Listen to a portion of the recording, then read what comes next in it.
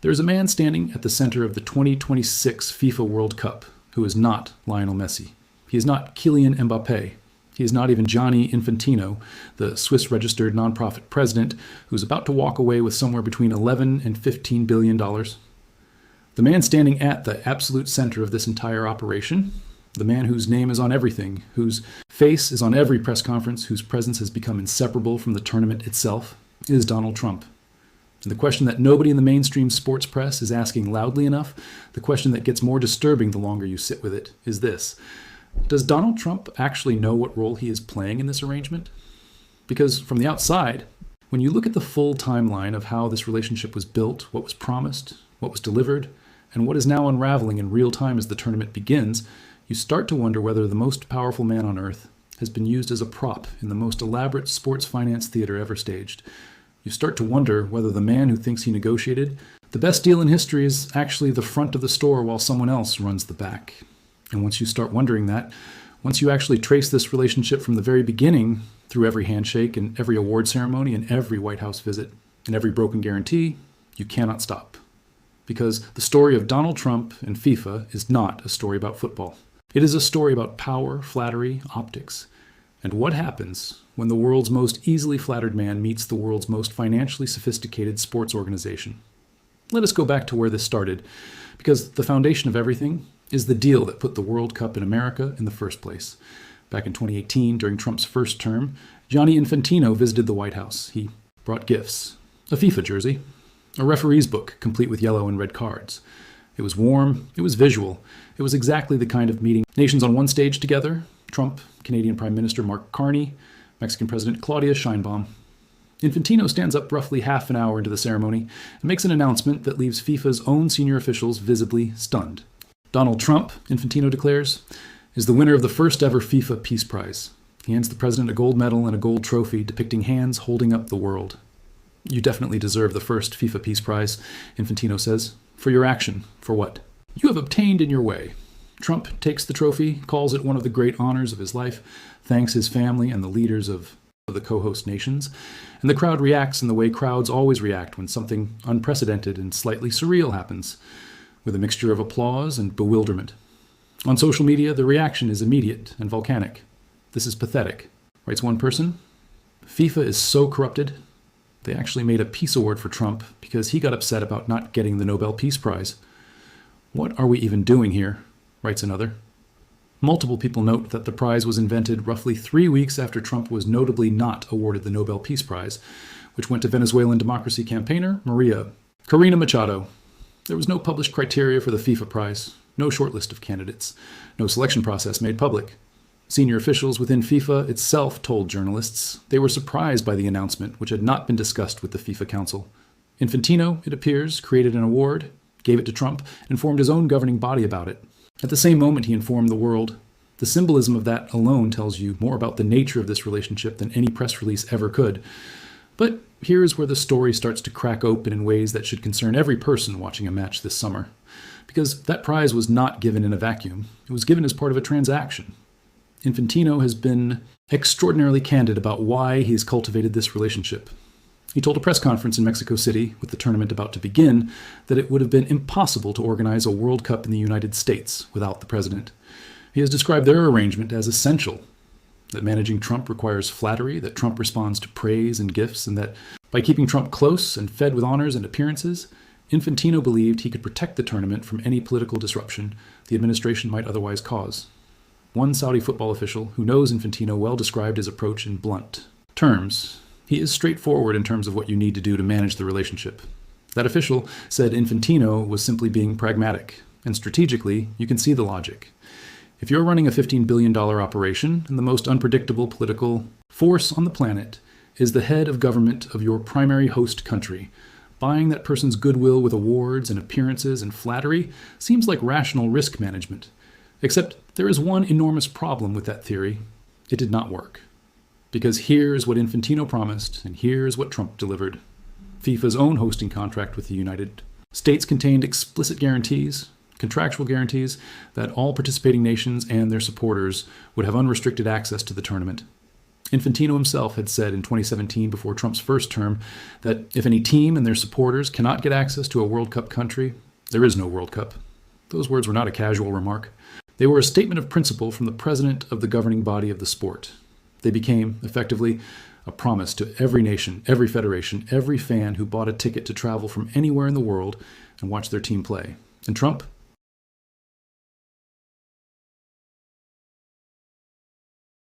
The man Infantino had spent over a year publicly embracing, awarding, endorsing, and appearing alongside, Trump broke those guarantees. By the time the tournament begins, travel bans imposed by the Trump administration cover fans from 4 qualifying nations: Haiti, Iran, Ivory Coast, and Senegal. Those fans cannot travel to the United States to watch their national teams play in the World Cup. Full stop. Citizens of those countries who qualified for the tournament months ago, who saved money, who bought tickets through FIFA's own official sales process, they are banned. In addition, fans from Cape Verde and Algeria face bond. Requirements of up to $15,000 before they can even apply for entry. 39 nations in total face some form of travel restriction under Trump's immigration regime. A Somali referee, one of Africa's top officials, selected by FIFA itself to work at the tournament, was reportedly denied entry to the United States and sent home. His World Cup dream ended at a customs desk. An Iraqi player was detained and questioned for hours at an American airport. An Iraqi team photographer was reportedly denied entry after his phone was examined by border agents. These are not abstract policy consequences. These are specific human beings whose relationship with this tournament was destroyed by an administration that FIFA had staked its political strategy on managing. The man with the FIFA Peace Prize on his mantelpiece is the same man whose administration denied a FIFA-appointed referee entry to the country hosting the FIFA World Cup. Think about that sentence for a moment and let it fully land. And it gets worse. Because not only did Trump's travel policies breach FIFA's contractual guarantees to participating nations, the Trump administration also raised a dimension of danger that goes beyond visa policy into something that should terrify every international visitor planning to attend. The acting director of U.S. Immigration and Customs Enforcement, ICE, was asked directly at a congressional hearing whether his agency would pause operations during the World Cup. He would not commit. He refused to make any guarantee that ICE agents would stand down during the tournament. This was the Federal Immigration Enforcement Agency publicly refusing to promise it would not conduct immigration raids and arrests in and around World Cup venues, while 5 billion people are watching on television. The Secretary of State had told Miami's host committee the week before that IC would not be present at stadiums. The IC director effectively contradicted that assurance within days. More than 120 civil society organizations, including the American Civil Liberties Union and Amnesty International, issued formal travel advisories warning fans, players, journalists, and visitors that traveling to the United States for the World Cup carries serious legal risks, not risks of petty crime, not risks of overcrowding or transport delays, risks of arbitrary detention, deportation, invasive searches of electronic devices, racial profiling, surveillance, and what Amnesty International called the machine of abusive, discriminatory, and potentially deadly immigration enforcement. Amnesty said the United States is facing a human rights emergency in the lead up to the tournament. The organization noted that ICE and other agencies pose a chilling threat to people living in the U.S., those traveling to see a game, and players themselves. Workers at SoFi Stadium in Los Angeles, the stadium that will host World Cup matches, voted to strike over fears that ICE could be deployed on stadium grounds and their colleagues or family members detained. That is stadium workers in a World Cup host city going on strike because they are afraid of their own federal government showing up at their workplace during a football match. That is where this political relationship between Infantino and Trump has led. And here's the detail that crystallizes the entire grotesque absurdity of what FIFA negotiated. The United States government has deployed $846 million through FEMA, the Federal Emergency Management Agency, the organization that handles hurricanes and mass casualty disasters, specifically for security at World Cup venues. $846 million in federal emergency management funds for security at football matches. While the very fans those security forces are theoretically protecting cannot get into the country, the federal government is spending emergency disaster money to secure stadiums for a tournament whose host relationship FIFA built on the premise that Trump would protect the mindless event from political disruption. Instead of protection, FIFA got an immigration enforcement crisis, a referee denied entry, players detained at airports, a travel advisory from 120 human rights organizations, and ICE refusing to guarantee it would stay away from the stadiums. The political transaction that Infantino designed around Trump flattery did not just fail. It failed. while those contractual guarantees that FIFA promised the world were being broken in full public view. Now consider the timeline of Infantino's public flattery of Trump during the period when all of these breaches were already happening or already foreseeable. In October of the year before the tournament, Infantino wore a red MAGA hat at a Trump political event. In December, he created a Peace Prize and gave it to Trump at the World Cup draw. In February, he aligned FIFA with Trump's Board of Peace, a political initiative with no formal international legal standing. He said publicly that Trump deserved the Nobel Peace Prize. He stood on stages with Trump repeatedly while Trump's administration was simultaneously banning fans from the tournament and refusing to guarantee ICE would stay away from venues. Either Infantino knew these breaches were coming and chose to keep awarding the man responsible anyway, in which case the flattery was purely performative, a tactical show with no substance behind it, or Infantino genuinely believed that enough personal warmth and enough public honors would cause Trump to deliver guarantees that his own administration was already refusing to honor, in which case FIFA's political strategy was based on a fundamental misreading of how this particular president operates. One expert on global governance described it precisely. FIFA may have walked into a political trap. What you are seeing is that the Trump administration really does not care about global public opinion, and the entire architecture of Infantino's relationship management was built on the assumption that this administration would care, that the scale of the event, the global audience, the diplomatic optics, and the personal bond between two presidents would be enough to hold the line. It was not even close. But here is the layer of this that gets truly disorientating when you sit with it. There is a very real question about what Trump actually understands about the financial structure of the tournament he has been placing his political identity behind. Trump has attended draw ceremonies. Trump has received the FIFA Peace Prize. Trump created a task force to oversee World Cup preparations. Trump has been photographed more times with Infantino than with many of his own cabinet members. But Trump also, and this is documented, publicly said he would not pay the ticket prices FIFA is charging for this tournament. A billionaire president said the tickets to the event he is publicly promoting are too expensive, when the man whose face is on the promotional relationship between the United States government and the tournament says out loud that he personally would not buy a ticket. You have to ask what kind of briefing he has received about the actual deal his country signed.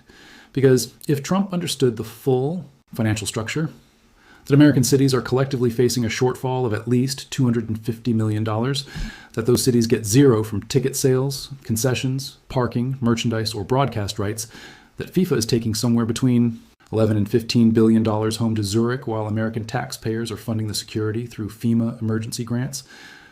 Does he look at that arrangement and call it a great deal? Does the man who built his entire public identity around the idea that he never lets anyone take advantage of him look at the contract his cities signed and describe it as fair? Nobody in Trump's orbit has publicly asked him that question directly, and FIFA has had every incentive in the world not to make sure he understood the answer. The most chilling part of the entire relationship is this detail, reported by the New York Times and confirmed by multiple sources. Back in 2018, before the hosting decision was made, Trump had written letters to Infantino promising that visa restrictions would not interfere with the tournament. He put it in writing. Those letters were part of what helped the United States win the bid. Those letters were, in effect, a political guarantee from the American president to the world's football governing body that the tournament would be accessible to all. And then, 7 years later, with the same man back in the White House and the same Infantino in his FIFA presidency, those guarantees were broken. Not quietly, not gradually, dramatically, publicly, and in ways that affected specific referees, specific players, and hundreds of thousands of potential fans. The man who made the promise broke the promise, and the man who received the promise and built an entire political relationship around it could not get the promise kept. Whatever that relationship is, whatever it has meant for the optics and the press events and the Peace Prize photographs, it did not produce what it was supposed to produce. It did not produce a World Cup that the whole world could attend. There is a phrase that keeps appearing in analysis of this relationship from people who study international sport governance, people who sit outside both camps and watch without allegiance. They describe what has happened between Infantino and Trump as a symbiosis of mutual need that served both parties in different ways and at different moments, but never actually aligned their interests on the thing that matters most, whether the tournament would be genuinely open, genuinely safe, and genuinely global. Infantino needed Trump's political cover and his government's logistical machinery. Trump needed the glamour, the global audience, and the associative prestige of the biggest sporting event on earth to burnish a second term that has been defined by confrontation rather than celebration.